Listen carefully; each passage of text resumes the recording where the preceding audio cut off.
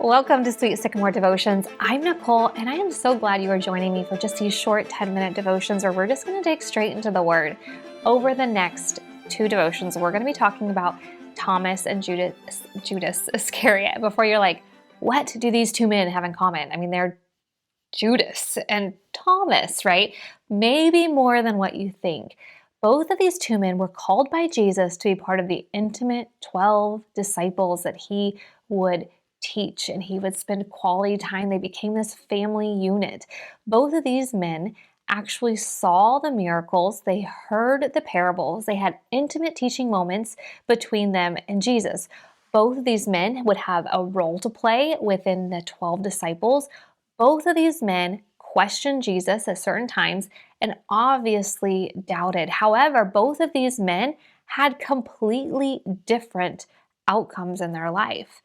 And that's where I want to sit over these next two devotions and figure out how we can be a Thomas and not a Judas. Because first there was Thomas, and Thomas was just listed as the 12 disciples. It doesn't tell us how he was called to be part of the intimate 12 like we hear from other disciples. And in fact, the first story we have of Thomas was when Jesus was wanting to go visit Lazarus after Lazarus had died. Now we need to understand that the religious leaders were in Jerusalem and they were plotting to kill Jesus. And Lazarus has died. He's a close friend of Jesus, and he lived in Bethany, which is very close to Jerusalem.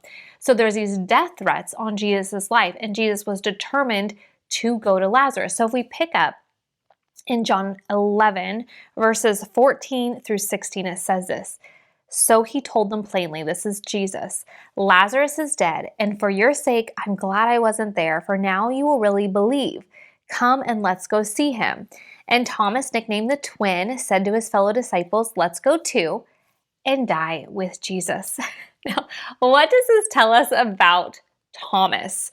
Well, it tells us that first of all, he's a twin, and people just take that as what it is. Like scholars believe that he was a twin. He had a twin brother or sister. That's all we know. That's all it says. No more details. But I also look at him, and he was willing to follow Jesus even into death. Obviously a little pessimistic. He looked at the world maybe the way it was, or maybe half empty, not definitely half full. Let's go die, right? But even in his gloomy outlook, I love that Thomas was loyal. And I think this is really important to what's to come. And I also believe that it is a fleeting trait today. I think personally that we let go of like friendships or relationships, even like close friends or even family members at like the slightest sign of things going south, we can let go of really good things in our life. Loyalty doesn't mean we agree on everything. It doesn't mean we don't have questions. It doesn't mean we don't have doubts. But I do think that loyalty is really the start of like a steadfast faithfulness, like an unwavering commitment. When things get tough, do you bolt or do you battle through? Loyalty can grow into faithfulness. And I think that it's a beautiful quality at the core of a person. And it doesn't mean that we don't have questions. It doesn't mean we're okay with everything. Because listen to this interaction between Thomas and Jesus. If we revisit John 14, verses 1 through 7. And this is what Jesus starts by saying, don't let your hearts be troubled. Trust in God and trust also in me. There is more than enough room in my Father's home. If this were not so, would I have told you where I am going to prepare a place for you? When everything is ready, I will come and get you so that you will always be with me where I am. And you know the way to where I am going. Now here's Thomas. No, we don't know, Lord. Thomas said, we have no idea where you are going, so how can we know the way? And Jesus told him, I am the way, the truth, and the life. No one can come to the Father except through me. If you had really known me, you would know who my Father is. From now on, you do know him, and you have seen him. I find this absolutely hilarious with Thomas like, no. Excuse me, can you imagine like his hand like fully raised and being like, I don't know. Like, I don't know what you are saying. You say that I know, but really I don't know. I would prefer if you could please give me a left, right, tell me the directions. Do you have a handout?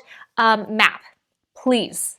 And the reason I love this about Thomas is because I can relate. Like, I want to know the plan. And so here we have Thomas, and he is a practical pessimist. Sounds like a really good time, right? Somebody I would probably get along with fine. How many of us could relate to the practical pessimist? But how many of us could relate to the fact that Thomas was just genuine in the fact that he had questions? How many of us are comfortable asking our questions out loud? Now notice that Jesus did not scold him for having the question, for saying, I don't know the way. And he did provide him the answer that was best for him.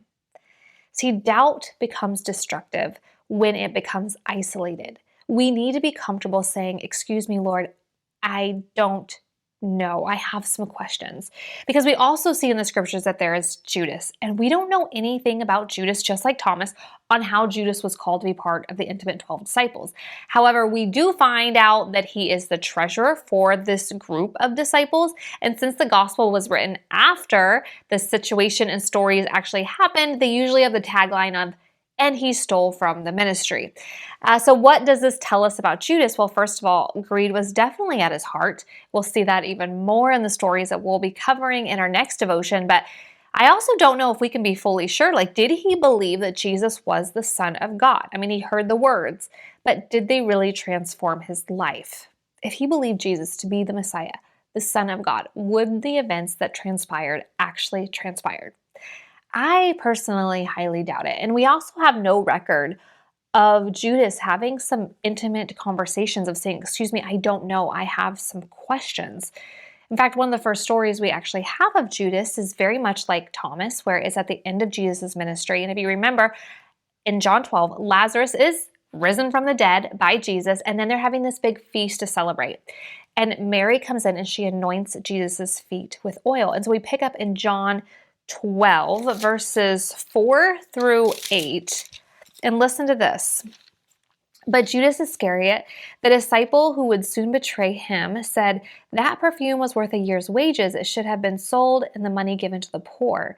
Not that he cared for the poor, he was a thief, and since he was in charge of the disciples' money, he often stole some for himself. And Jesus replied, leave her alone.